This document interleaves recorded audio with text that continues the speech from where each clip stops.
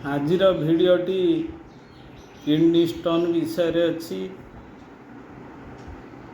जो माने kidney stone रोगरे आक्रांत से मानकर पेट जंत्रणा बहुत जोर होता है, जहाँकि अति असह्य।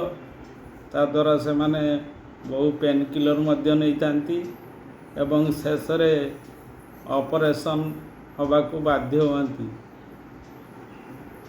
किछि लोकंकर ऑपरेशन हबार 6 मास वर्षे परे मध्य आउ थरे किडनी स्टोन हबार संभावना थाए।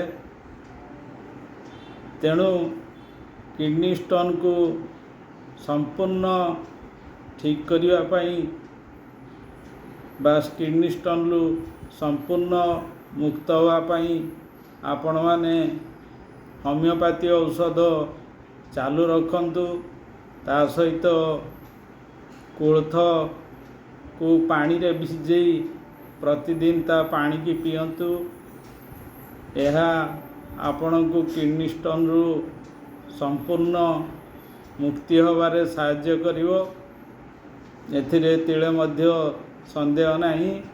एवं आपण माने मध्य कई व्यक्ति की भेटतिवे जे माने होमियोपैथी मेडिसिन खाई संपूर्ण किडनी स्टोन लु मुक्त ही चंती।